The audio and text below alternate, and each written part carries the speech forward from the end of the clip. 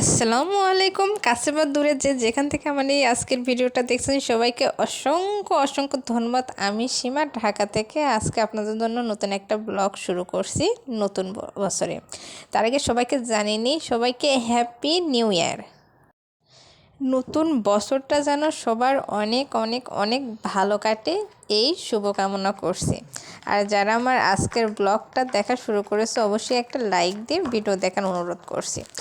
নতুন বছরটা যেহেতু শুরু হয়েই গেছে, আর আমার হাজব্যান্ড আমার কাছে আবদার করেছে সে চাইনিজ খাবে, তো জামাইয়ের আবদারটা তো আর ফেলা যায় না। তাই আমি আজকে তার জন্য বাসায় চাইনিজ রান্না করব। চাইনিজের সবগুলো মেনু আজকে আমি বাসায় তৈরি করব। পুরো ডিটেলস ভিডিও দিতে গেলে দেখা যায় ভিডিওটা অনেক বেশি বড় হয়ে যাবে, তাই শর্টকাট করে সবগুলো রেসিপি দেখিয়ে দিচ্ছি। এখানে আমি প্রথমে চিকেনটা ফ্রাই করে নেব, আর এই চিকেনটা ফ্রাই করব আমি চিলি চিকেন তৈরি করার জন্য। তাহলে বলে নিই চিকেনটা কী দিয়ে ম্যারিনেট করে রেখেছি। প্রথমে আমি এক টুকরো লেবুর রস দিয়েছি, সাথে আমি দিয়েছিলাম মরিচের গুঁড়া, হলুদের গুঁড়া, লবণ, সয়া সস, টমেটো সস, সাথে দিয়েছি গোলমরিচের গুঁড়া আর 1 চামচ কর্নফ্লাওয়ার, আর সাথে ডিমের অর্ধেক অংশ দিয়ে খুব ভালোভাবে ম্যারিনেট করে রেখে দিয়েছিলাম। আর এখানে সবগুলো আইটেম তৈরি করার জন্য সবজিগুলো সব কেটে রেখে দিয়েছি। পেঁয়াজগুলো কেটে রেখেছি এখানে চিলি চিকেন তৈরি করার জন্য। আর এই সবজিগুলো দিব ফ্রাইড রাইসের মধ্যে। আমি শুধু এখানে গাজর, পেঁপে আর ক্যাপসিকাম দিয়ে ফ্রাইড রাইসটা তৈরি করব। আসলে এই সবজিগুলো যে যার পছন্দ মতো দিতে পারে। আর চাইনিজ আইটেমে রসুনটা তো অবশ্যই বেশি ব্যবহার করতে হয়। আর এই সাইডে চাইনিজ সবজিটার জন্য আমি সবজিগুলো কেটে রেখেছি। আর এইদিকে সন্ধ্যায় হাজব্যান্ড আসার জন্য একটা কোম্পানি থেকে কেক দিয়েছিল। আমার হাজব্যান্ড যে অফিসে জব করে সেখান থেকে একটা কেক দিয়েছিল নতুন বছর সেলিব্রেশন করার জন্য। আর মাশাআল্লাহ কেক আমার ছেলেটা অনেক বেশি পছন্দ করে। সে কেকটা সামনে নিয়ে চারপাশের সবগুলো চকলেটগুলো সেরে সেরে খাচ্ছিল, আর উপরের সুগার বলগুলো থাকে ওগুলো খাচ্ছিল, মানে কাউকে হাত দিতে দিচ্ছিল না। আমি ভাবলাম কেকটা কাটবো, একটু ছবি তুলবো, তার কোনো সুযোগ নেই, সে শুধু চকলেট খাওয়া নিয়ে ব্যস্ত। এনএফআর লিমিটেডকে অসংখ্য অসংখ্য ধন্যবাদ আমাদেরকে কেক দিয়ে নতুন বছর সেলিব্রেশন করার সুযোগটা করে দেওয়ার জন্য। যেহেতু সন্ধ্যায় কেকটা নিয়ে এসেছিলো, কেকটা আমরা সন্ধ্যায় কেটেছি, আর সেদিন বিকালের নাস্তা আমরা কেক দিয়ে সেরে নিয়েছি, আর অন্য কিছু করা হয়েছিল না। আসলে আমি আজকে চাইনিজ রান্নার প্রসেসিংটা আমার কাছে মনে হয় একদম লং প্রসেসিং, আর এক একটা সবজি আইটেম এক এক রকম করে কাটতে হয়। এই জন্য আমি বিকাল থেকে সবজিগুলো সব কেটে রেখে দিয়েছিলাম, আর সন্ধ্যার পরে ভাবলাম গরম গরম রান্না করে সবাই একসাথে খাবো। আর এখানে আমি চিলি চিকেনটা তৈরি করে নিয়েছি। চিলি চিকেনটা মাশাআল্লাহ অনেক বেশি সুস্বাদু হয়েছিল, প্রত্যেকটা আইটেমই অনেক সুন্দর হয়েছিল। আর চিলি চিকেনে আমি চিকেনগুলো ফ্রাই করে দিয়ে দিয়েছি, সাথে সবগুলো একটু দেখে নিচ্ছি ভালোভাবে সিদ্ধ হবে কি না। আসলে চাইনিজ আইটেমগুলো সিদ্ধ এমনভাবে হতে হয় যেন একদম গলে যায় না, আবার দেখা যায় হচ্ছে একদম শক্ত থাকে না, এরকম সাবধানে রান্না করতে হয়। সাথে কর্নফ্লাওয়ার গুলে দিয়ে দিয়েছি। মাশাআল্লাহ চিলি চিকেনটা খুবই সুন্দর হয়েছিল। আর এদিকে চাইনিজ সবজিটা, আর এই সবজিগুলো মাশাআল্লাহ দেখতে এত সুন্দর দেখা যায়। আসলে এক একটা জিনিসের স্বাদ এক এক রকম। আমার কাছে চাইনিজ আইটেমটা বেশ ভালো লাগে।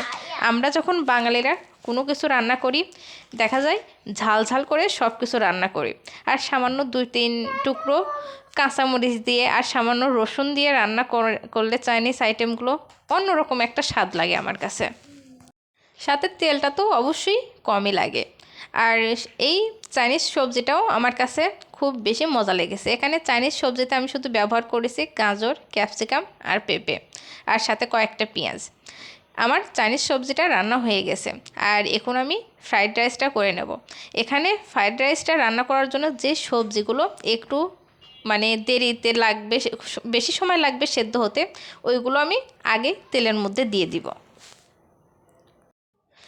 এখানে আমি পেঁয়াজটাও সুন্দরভাবে ভাজি করে রেখেছি। আমার কাছে মনে হয়েছে গাজর আর পেঁপেটা সিদ্ধ হতে একটু সময়টা বেশি লাগবে, এজন্য প্রথমে আমি তেলের মধ্যে গাজর আর পেঁপেটা দিয়ে দিয়েছি।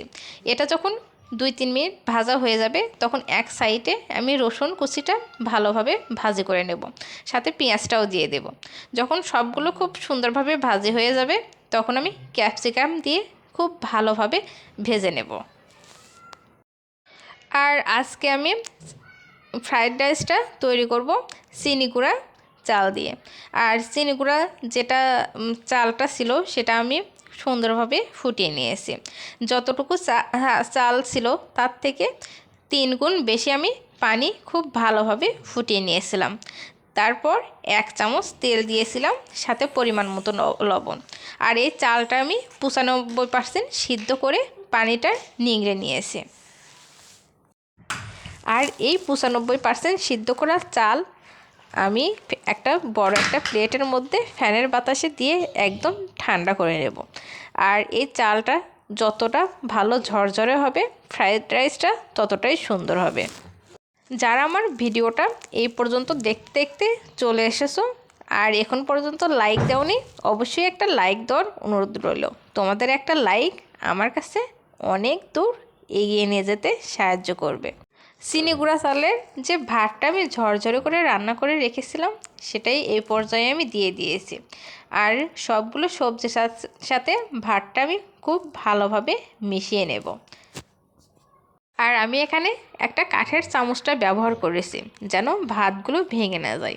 যখন সবগুলো সবজির সাথে ভাতটা খুব ভালোভাবে মেশানো হয়ে যাবে তখন আমি সামান্য গোলমরিচের গুঁড়া দিয়ে দেব, সাথে দিয়ে দেব 2 চামচ টমেটো কেচাপ, সাথে 1 চামচ হট টমেটো সস, আর সেই সাথে দিয়ে দেব 1 চামচ সয়া সস। সবগুলো কিছুই একসাথে খুব ভালোভাবে আমি ফ্রাইড রাইসের সাথে মেখে নিয়ে নেব। আর এই সব কিছু যত সুন্দরভাবে মেশানো যাবে ফ্রাইড রাইসের কালারটা ততই সুন্দর আসবে। মাশাআল্লাহ, আমার ফ্রাইড রাইসের কালারটা খুবই সুন্দর এসেছিল। আমি আরও কিছুক্ষণ সময় নিয়ে সবগুলো একসাথে সস যাতে ভালোভাবে ফ্রাইড রাইসের সাথে মিশে যায় সেভাবে মিশিয়ে নেব। আর যখন সবগুলো খুব ভালোভাবে মেশানো হয়ে যাবে তখন ভেজে রাখা ডিমগুলো দিয়ে খুব ভালোভাবে মিশিয়ে নেব। মাশাআল্লাহ মাশাআল্লাহ মাশাআল্লাহ, আমার ফ্রাইড রাইসটা খুব বেশি সুস্বাদু হয়েছিল আর কালারটাও অনেক সুন্দর এসেছিল। আর এখানে আমি কিছু ফ্রাইড রাইস দিয়ে খাওয়ার জন্য চিকেনগুলো ফ্রাই করে নিচ্ছি। এখন আমার কলিজার টুকরা জামাইয়ের জন্য ফ্রাইড রাইসটা সুন্দরভাবে সাজিয়ে পরিবেশন করব। আর নতুন বছরে এটা আমার পক্ষ থেকে আমার জামাইকে এই গিফটটাই দিলাম, এত সুন্দর একটা প্লেট। সাথে প্রথমেই দিয়ে দিচ্ছি চাইনিজ সবজি, এরপর দিয়ে দেব চিলি চিকেন আর সেই সাথে কয়েক পিস চিকেন ফ্রাই। আর মাশাআল্লাহ, আমার জামাই এই চাইনিজ প্লেটটা পেয়ে খুব বেশি খুশি হয়েছিল। আমি আমার হাজব্যান্ডকে বলেছিলাম যে এত সুন্দর একটা প্লেট তোমার জন্য এত কষ্ট করে রান্না করে তোমাকে পরিবেশন করলাম, আমাকে তো কিছু বকশিশ দেওয়া উচিত। সে বলল আচ্ছা ঠিক আছে, তোমাকে বকশিশ দেব, নতুন বছরে বেতনটা পাই তারপর দিব। তো আমি মজা করেই তার কাছে এই কথাটা বলেছিলাম। আর সব থেকে বড় পা সে অনেক বেশি খুশি হয়েছে। এটা আমার এত কষ্টের পর, মানে কষ্ট করে সারাদিন রান্না করার পর আসলে এই প্রাপ্তিটা অনেক বেশি আমাদের মেয়েদের জন্য। যখন সবাই খেয়ে বলে যে খুব ভালো হয়েছে, তো জিনিসটা অনেক বেশি ভালো লাগে, সারাদিনের কষ্টটা সব দূর হয়ে যায়। আর এই তো আমার হাজব্যান্ডের প্লেটটা খুব সুন্দরভাবে সাজানো আমার শেষ হয়ে গেছে। এখন তাকে খেতে দেবো, তাকে খাওয়ার জন্য ডাক দেবো। আর এই ফাঁকে আমার বাবুকে আমি খাইয়ে নেব। আর যেহেতু রাত 12টার পর বাজি ফাটানো দেখব, তো খুব বেশি এক্সাইটেড, চারদিকে বাজি ফাটাবে। আর রাত্রে খেয়ে শুয়ে পড়েছিলাম আর থালা বাসনগুলো কিছু পরিষ্কার করিনি। এটা আমার পরের দিন সকালে রান্নাঘরের অবস্থা খুবই বাজে হয়েছিল। তো রাতের যে ফ্রাইড রাইস ছিল ওটা দিয়ে সকালের নাস্তাটা কিছুটা থেকে গেছিলো, সকালের নাস্তাটা সেরে নিয়েছি। আর অনেকগুলো হাঁড়ি পাতিল সব জমেছিল, এগুলো মানে পরবর্তীতে পরিষ্কার করে নিয়েছি। পরবর্তী ভিডিও দেখার আমন্ত্রণ জানিয়ে আজকের মতো বিদায় নিচ্ছে। আল্লাহ হাফেজ। আর অফ ক্যামেরায় আমি রান্নাঘরটা খুব সুন্দরভাবে পরিষ্কার করে নিয়েছি।